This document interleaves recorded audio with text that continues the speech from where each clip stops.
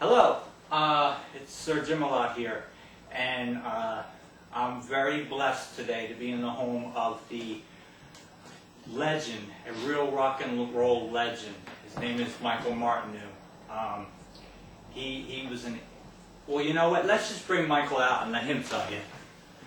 Hi, Sir Hi Mike, it's good. Thank you so much for having No me. problem. Thank you. It's been a long time since I've been in front of a camera. Oh, how many years? Oh, maybe 15, 20. It's years ago. We used to do a lot of interviews, and you know, it got to be something that when I moved down to the Virgin Islands to start writing about my exploits with all the big superstars, it's something that I just didn't do anymore. So I'd be happy to do this with you today. Oh, and we really appreciate this because.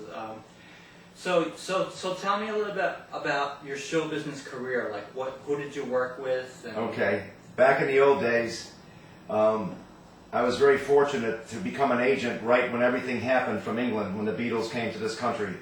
My first big band, believe it or not, was Herman's Hermits. And the opening act for Herman's Hermits was The Who, who got $500 a night to open the show. Nobody knew who they were, and everywhere we went, we got in trouble with the fire departments because nobody had ever used pyrotechnics in rock and roll until that point. So smoke bombs and fire and all those things were issues that we had to constantly deal with because the Who had all these things on stage. And Peter Townsend's smashing up his guitar every night. Initially it upset parents because they were saving their money up to buy their kids musical instruments. And here's this rock star smashing his to bits. But it wasn't really. It was a fake one that he would hand off and then get a real one would hand off and then get a fake one and do it. But that's how The Who began, as the opening act for Herman's Hermits. I went on to work with the Yardbirds, who broke up and became Jeff Beck, and part of which became Led Zeppelin. Big concert coming up in Wembley. Yes, and the boys are still going. I went all over the world with those guys, and I got to tell you something. Out of all the lead singers, I worked with Roger Daltrey. I worked with tons of them. I knew Mick Jagger personally, and all these guys I worked with. Nobody had an influence on teenage girls more so than Robert Plant. This picture I took of him there, he's singing the song Whole Lotta Love in Madison Square Garden in 1976, which is the night they gave me the Gold Record Award for Stairway to Heaven, which I treasure very deeply in my heart because of what it went on to become and the legend that it was. But he would walk out on stage. Everybody screamed for every rock star. But when Robert Plant walked out on stage, girls passed out. And we used to stand backstage and make bets in the first 10 rows how many girls would faint.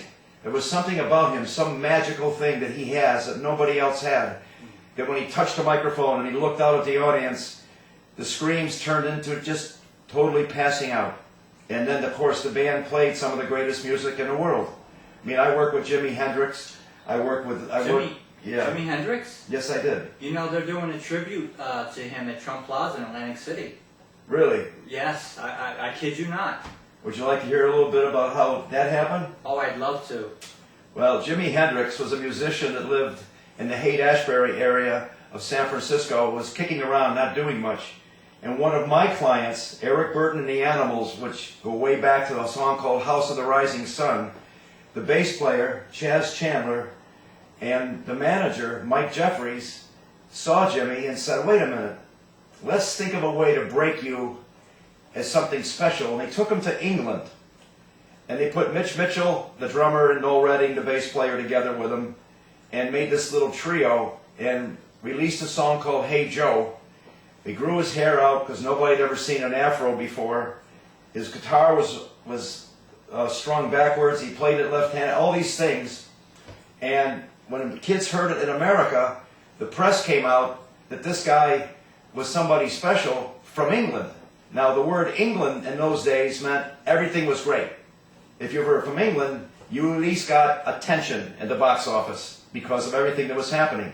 I mean, I had Joe Cocker, I had all these people all over the world constantly going around, and every time something came from England that sounded a little different or a little special, it made a big influence. And Jimi Hendrix, when he came over from England, which is where he wasn't from, but nobody knew it, the first time he played a big concert in front of the media was in Central Park.